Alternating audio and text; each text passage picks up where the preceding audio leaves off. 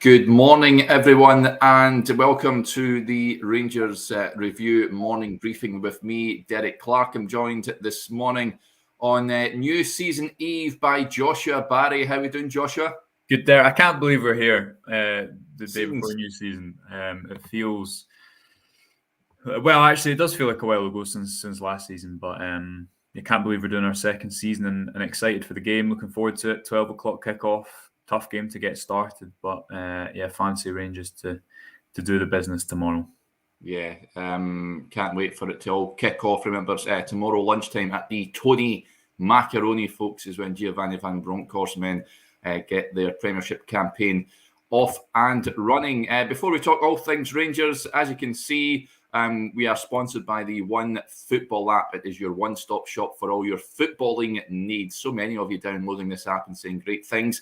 You can keep up to date with all that's going on from Ibrox. You can get notifications to your phone of all the latest signing news and anything coming out of the Rangers Training Centre and Ibrox as well. You can keep up to date with fixture lists, scout the opposition. You can also keep an eye on what's going on across the border down south and also the big European competitions as well. The good news is it's totally free. It won't cost you a penny and it's available for iPhone and Android users. So go and download it, folks, the One Football app. And as you can see, a little ticker below, we've still got that great offer on the website. Just £2 for 2 months worth of content. Head over to rangersreview.co.uk/subscribe for all the details. And just a reminder, we've got that great giveaway on just now. We're giving away a signed Rangers first team home jersey from last season, signed by the whole squad. You can win that if you sign up to our daily newsletters. It's totally free. Just head over to rangersreview.co.uk/email bulletins. Once you sign up for that, you get entered into the draw for that signed Rangers jersey. It's a cracking giveaway we've got on just now. Okay, let's talk Rangers, Joshua. Livingston are the opponents, as we all know, tomorrow. We're going to discuss our predicted lineups.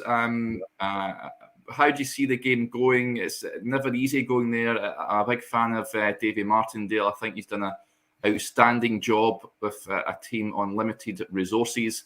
I think it's going to be stuffy. They're going to make it difficult. But Rangers should have the quality, you'd imagine, to take all 3 points from West Lothian.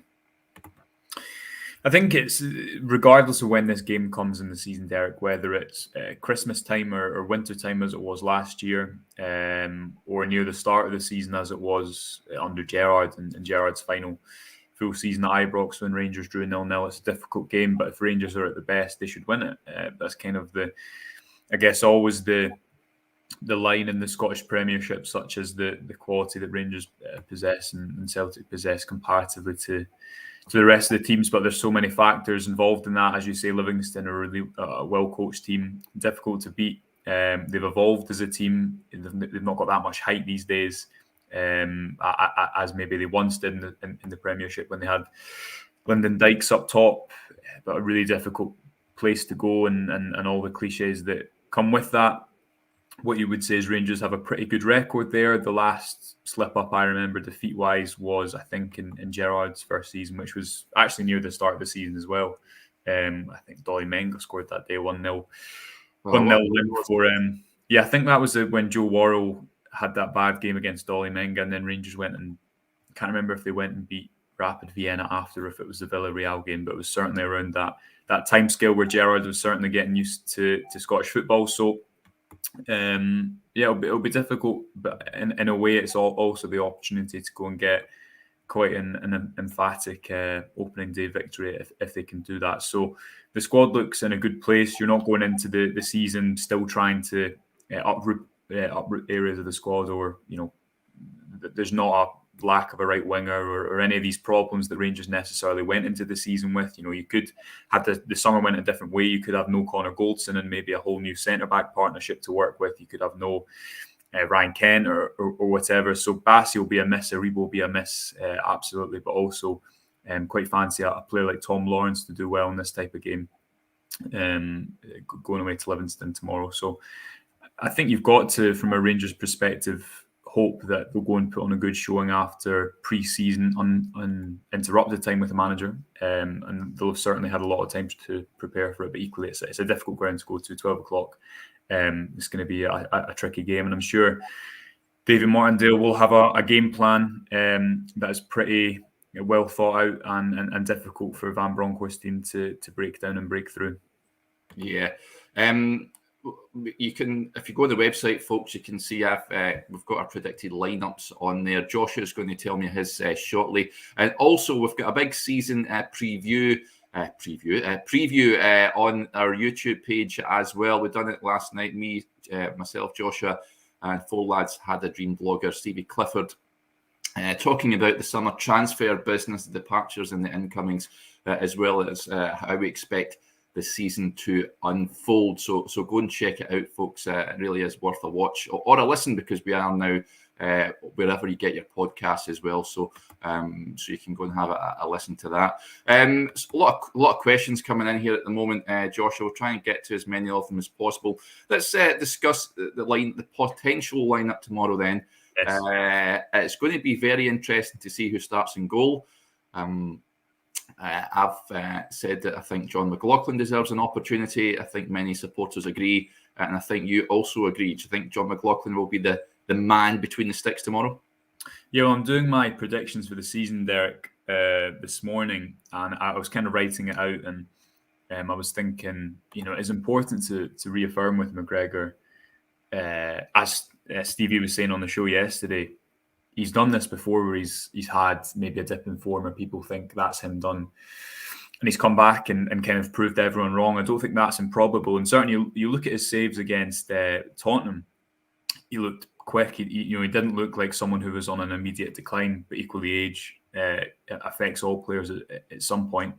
And the big thing is passing out from the back. I don't think anyone who watched that West Ham and Tottenham game can say with real confidence that McGregor is better with the ball at his feet than McLaughlin. That allows you to do so many things. It's not just that, you don't concede pressure. It allows your centre-backs to maybe sit wider and makes it more difficult for the opposition to press you. Allows you to create an 11 versus 10 outfield if you use it well. So I think passing out from the back is such a big thing in football. Rangers, to evolve, need to have a goalkeeper comfortable in that position. And McLaughlin gives them that. I mean, McGregor's goal saved above average, as I've said a few times, was 0.94 over the course of last season, Derek.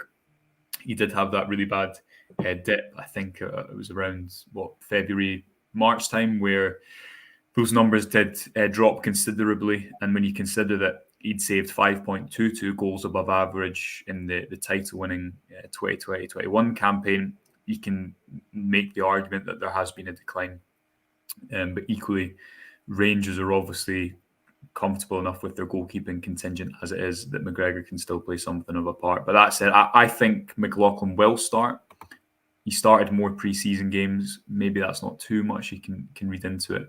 And I know Van Bronckhorst said that he was given both minutes. I think that maybe suggests that his mind wasn't fully made up. Certainly suggests that maybe McGregor isn't a nailed-on number one for tomorrow. I think the delicate situation with McGregor is, say tomorrow, Derek, Livingston score from a corner, they put it right on top of him, or a weakness that all goalkeepers, all players have, but it's been more magnified because of McGregor's form last season compared to the one prior. I just think that's a delicate situation. I think Van Bronckhorst can have a bit of a quick win by putting McLaughlin in there, and as I say, I just think with the ball at his feet, he offers Rangers so much more when they're trying to build play. Yeah, a comment coming in here from Stephen. He goes left field. I don't think anyone's saying this. He's saying, I'd start Robbie McCrory. The young lad needs a chance to flourish. Listen, I would not be opposed to seeing Robbie McCrory between the sticks. I totally agree, Stephen. I say totally agree. I'd love to see him become the Rangers' number one. I just don't see how he's going to get an opportunity in front of the two goalkeepers ahead of him. And it'll be interesting to see what happens to Robbie McCrory. I don't think being a number 3, Joshua, is going to do him and his career any good this season. I would like to see him go out on loan just to play games. I think he's at an age now, 24 years of age. He has to be playing games. there's keepers, and people say, is he ready? There's keepers in the English Premier League at 24 years of age, so he has to go out there. Not too sure what level, whether it's the Scottish Premiership somewhere. I know he had a loan spell at Livingston, whether it's abroad or wherever, but I think he needs games. Yeah, you could, especially when if you consider maybe then that'll be 2 seasons where he's not really played games. If he was to just be the third choice keeper this season, the contrasting argument would be that Alan McGregor didn't really kick into the Rangers first team until slightly later in his career, and obviously the longevity seems to have maybe been a benefit of that. You see a number of players that started their career really early, and then Wayne Rooney's a classic example, just absolutely knackered by the time they're 28, 29. But we don't really know how good McCrory is. That's the thing. He's played a couple of games, and everyone remembers those games. But we don't really know how good he is. So I find it quite a difficult position. I agree he maybe should go out on loan, but in terms of people saying he should be the number one, he's a future Rangers goalkeeper, we don't really know, what his how good he is really. So I think a loan maybe to the Premiership would help answer that question. He's certainly the thing that the presiding memory of McCrory was he was very quick off his line, and that certainly helped in those 2 games against Alishkert, and then it was the Old Firm he played as well, wasn't it? But yeah, I don't know how you determine if a goalkeeper is good enough to be your number one. There's so many variables, and McCrory probably still has to answer them if he's to be Rangers' long-term number one. I think what will happen, my prediction is McLaughlin and McGregor might fight it out this season, and Rangers will move to sign a really high-quality goalkeeper next summer. And I think Stevie was right yesterday when he said that to improve on that position, you would have to go out and spend serious money, and maybe Rangers just have that earmarked for next summer. Yeah. It'll be an interesting one what happens with the goalkeeping position. Scott Marshall says he'd like to see McLaughlin McCrory as 1 and 2 if McGregor is backup / coach. Listen, it'll be interesting to see what happens with in regards to the goalkeeping department. Watch this space, I think, with regards to that one. The defence then, Joshua. Yes. I think we'll be pretty much in agreement now. Of course, Yilmaz's waiting on that work permit, so he won't be featuring in the squad tomorrow. However, Borna Barisic has done well. He's impressed in pre-season. He's not giving up his place without a fight. My back 4, it would be Tavernier, Goldson, and listen to this, James Sands and Borna Barisic. That's left field from you, Derek. I didn't see that a few weeks ago. It is left field now. I wasn't mightily impressed with Sands in terms of his physicality when I watched him at Blackpool, but I just feel that he's been given an opportunity on a number of occasions now alongside Goldson, and his ability to start attacks from the back and his composure on the ball. I think that on this pitch, I think he's just going to get the nod. What's your back 4? Souttar's obviously really comfortable on the ball as well, and I guess what if Van Bronckhorst is weighing it up, Souttar, really knows this type of game.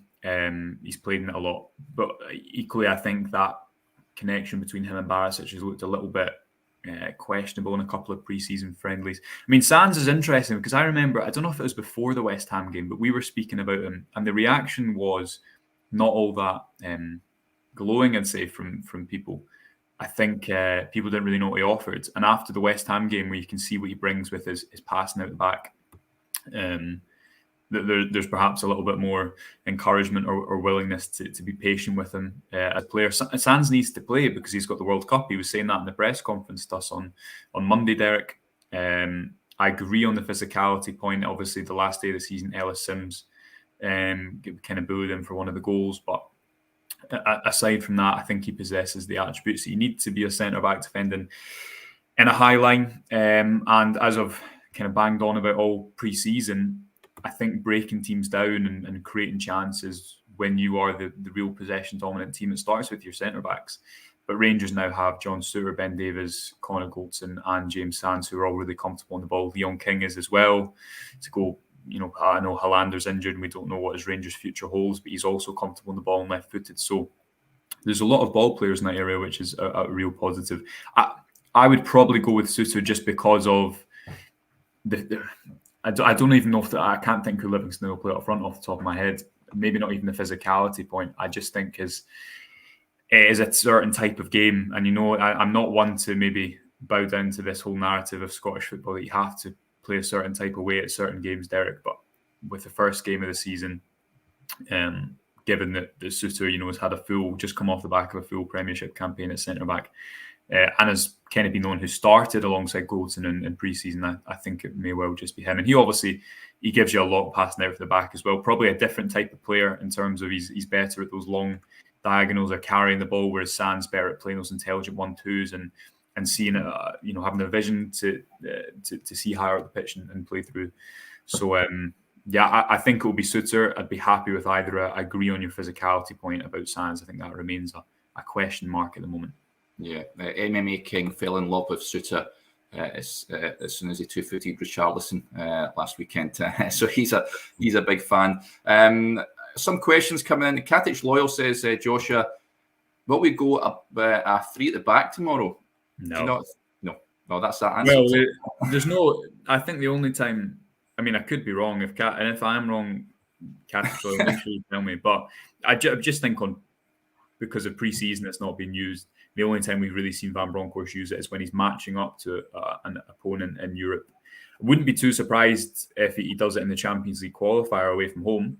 But I think tomorrow, you'll see the kind of 4-2-3-1 with the 2 6s dropping in, probably Lundstrom and Kamara. I know I'm jumping the gun on our predicted lineups, Derek, but the 2 6s, the 2 fullbacks going high, the same template that you've seen in pre-season. I don't think you'll see a back 3.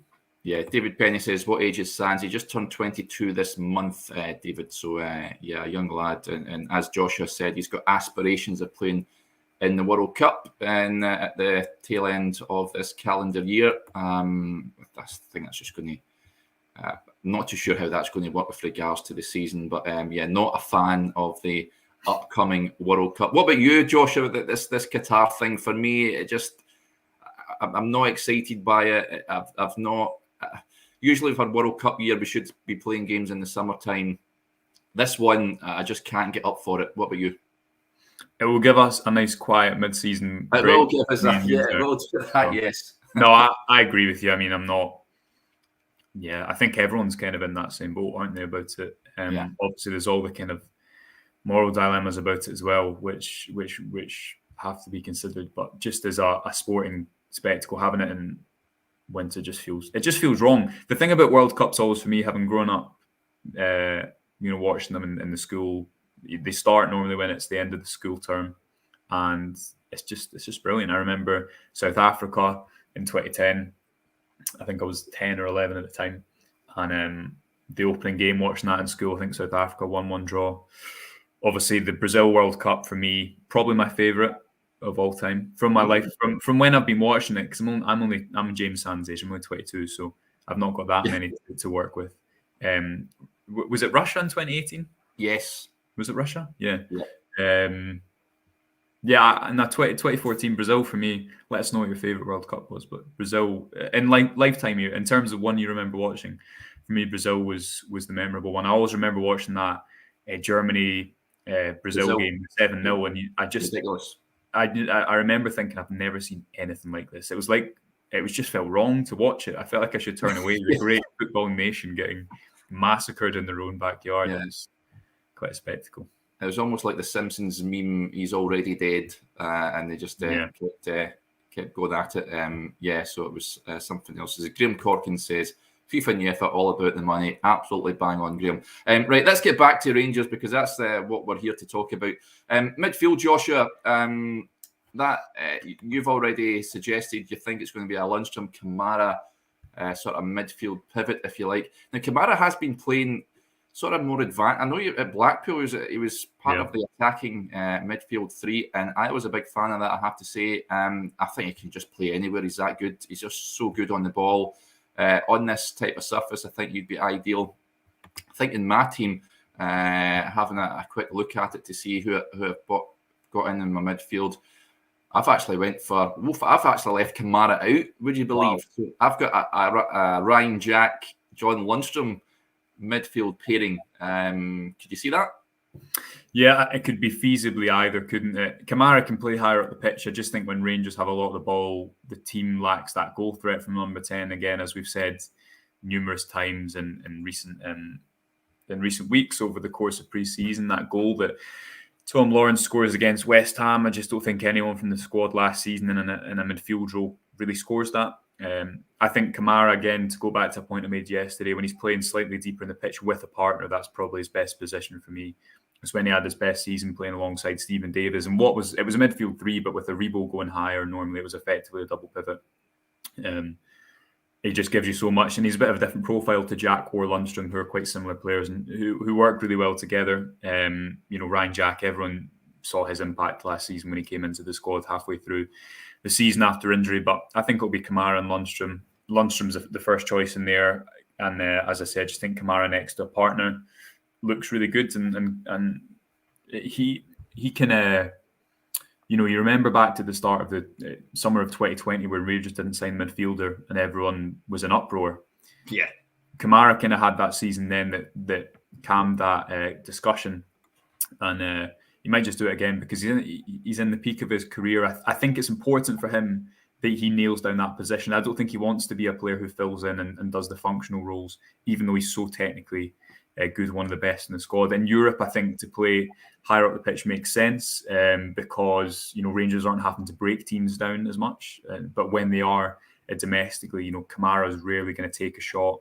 He's not a player when you watch him that likes playing fast football. I'd say, it almost takes him a little bit of a shout sometimes to remember to switch the ball quickly and get play moving. He's a little bit more methodical in the way he passes the ball. So him next to Lundstrom, I think that's a good midfield pair, and I fancy that to be the duo that start tomorrow. Yeah, some World Cup favourite comments coming in. Stephen G says USA '94 is still the one I remember. That was a tournament and a half. I did enjoy watching that one. And George Higgins says Mexico 1970. Everyone remembers the Brazil side that year. You obviously weren't born anywhere near then, Josh. Not quite there. No. Have you seen Pele in his pomp the 4-1 final game against Italy and on colour TV? I think that was the first time the matches were on colour in Brazil. Just looked. Right. I have there, but I'm kind of part of the. I think Pele bigs himself up a bit too much. Brigade. Oh, come on! Compared to someone like Messi, when Pele's counting his goals against the police. No, I'm sorry, so who do you think is the greatest player of all? That's blasphemy. Who do you think is the greatest player of all time? Are you saying Pele? Maradona or Pele? Wow. I'd be interested to see what the comments say. Well, we've opened a can of worms here. It is just Messi, 100%. If anyone says Ronaldo, I find that difficult to comprehend. R9 maybe. Yeah, but the original Ronaldo. No, listen, I think. This is a separate podcast, isn't it? But yeah, it's Messi. The Flat Circle says Fat Ronaldo is the greatest. MMA King saying Messi. Listen, Messi is a freak of nature. There's no doubt about it. James Skeen saying Maradona. This chat certainly went left field here. But send us your comments in, folks. Who is the greatest player of all time? I'm not having Josh's derogatory comments on Pele there. That's absolutely unacceptable. Yellow card for you, Joshua. Right, let's move on to the attacking front three. We'll do it. We had Messi and Maradona available, but hey ho. I'll just tell you who I have in my attacking front three. See if you agree with this. Ryan Kent on the left, Tom Lawrence in the middle, and Scott Wright on the right. Who would be your sort of attacking trio? I think it'll be, obviously we're speaking about a 4-2-3-1 here, Derek. We're not doing a 4-2-3 and we've missed out an extra midfielder just to keep everyone up to speed. 4-2-3-1, yeah. For me, definitely Lawrence and Kent, and then probably Matondo. I mean, I know obviously we reported this week that it's not a serious injury that was keeping him out of the open training session on Monday. I don't think he'd have had that much of a part anyway, given the fact that he played at the weekend along with a number of other players. I think it'll be him on the right. Again, purely because I know Wright started a couple of games, but Matondo very much would be first choice for me. And if he's fit, I think he'll play. I don't think it's a question of do you risk him on a plastic pitch, because I don't think it's maybe like a Ryan Jack situation where there is reoccurring injuries and you do have to be careful of the type of pitch that a player plays on. So yeah, Matondo for me. Fancy him to make a big impact. I think he's going to be, again, to go back to my predictions which are going out today, I'm going to put him as my signing of the season alongside Yilmaz. I just think he'll have a really big impact. I think you can see already how he can attack a defence sitting in, how he can use his pace over short distances. So excited to see how he does over the next few months. Yeah, Thomas Hopkinson raises a good point here, Joshua. He says, I think this is a make or break season for Wright. We spoke to him after the open training session on Monday. I have to say, I was impressed by him at the tail end of last season. I think he still needs to work on his final delivery, but the coaching staff love him. He carries out whatever they're asking him to do, and he always gives 100%. And I think he does a job. I think he's a good squad player for Rangers. I can see him having an impact on Saturday. It wouldn't surprise me if he gets on the score sheet as well. But it's a big season for him. I think he has a number of doubters he has to prove wrong as well, I think. It's fair. But I think he and Matondo will be vying out for that right midfield position. Listen, I think Matondo, if it wasn't on the plastic surface, I think I would be more inclined at playing him. But I think Wright would be my option for the Tony Macaroni. Right as well, Derek. I know for a fact that he's a brilliant trainer, and I've spoken to a few people about that, and certainly that's probably one of the reasons that he's been given so many opportunities by the manager. He does still lack an end product in games. I don't think he doesn't have that at all in his locker, but he's a good squad. He is a good squad player. The difficulty is to go and be a first teamer at Rangers, especially the standard, the signings that Rangers bring in have improved since Scott Wright was signed in the January of 2021. And you just need to take your chance so much, and especially if you're an attacking player, need to have numbers. You need to deliver. So yeah, as a substitute, he brings, his numbers are really good because as a substitute as well, he always kind of makes an impact in games. He's pretty good playing that hybrid role on the right, but you'll definitely be behind Matondo for me this season if both are fit. I don't think that's too much of a controversial thing to say.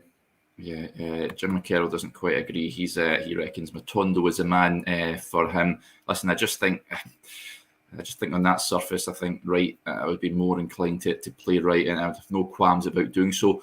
Right, that leads us on to the main man up top, and there are options, Joshua, because Malik Tillman can play up front. However, I think it's going to be Antonio Cholak who's going to lead the line. Of course, Passion Sakala could enter the debates, but as we've seen, Cholak has led the line in pre-season. He's going to be the man to lead the line at Livingston, I'd imagine. Yeah. So, I don't think there's any question about that. Played the most minutes in pre-season. Think he'll have a good impact in the Scottish Premiership, although of course that remains to be seen. But in terms of you look at the majority of these signings and you can see the sense behind them. They're pretty suited to Van Bronckhorst's style, signing that mix of young players who need a club to go and really kick on with their career, and the likes of Tillman and the likes of Matondo, signing players coming into their prime who, like Ben Davis said, he wants to have his best years at Rangers. That's exactly what Rangers want to offer players like him who are at the top of the Championship level, or also earning a move to the Premiership. So Cholak, his movement looks good. He's a strong player. He'll provide that focal point for Rangers, can attack crosses. And now is the time to start judging him. He's had that pre-season. He's had that bedding in period. I think now is the time to judge how good a signing he'll be after a few months. Sakala, it's been interesting to see Sakala through the middle, because part of me was thinking this morning about Alex Lowry. Presuming Rangers are playing this 4-2-3-1 for the majority of the season, and I'm sure it will change at points, but if that's the main structure and you've only got one number 10, suddenly Alex Lowry's place in the team, which seemed a given a few weeks ago, isn't as secure when you think you've got Arfield there as well, and Hadji, who aren't really in the conversation behind Tillman and Lawrence at the moment. So I don't know if you'll also see Lowry play off the left a bit. Obviously, we've seen that towards the end of last season, scored that goal against Hearts from that position. But yeah, so Sakala, I don't think he's a central striker. I don't think anyone really thinks he is. Well, maybe the manager does actually, because he's played him there a few times, whether that's just through necessity. But as we've discussed a few times, his goals per game record isn't to be sniffed at, even if you have question marks about certain aspects of his ability. And I don't think you'd be surprised if he came off and scored a goal off the bench tomorrow at Livingston. It's great to have options. This is what you need, because towards the end of last season, you were looking at the bench and thinking, not many players that can make an offensive impact here. Yeah, and he scored at Livingston last season, remember, a header.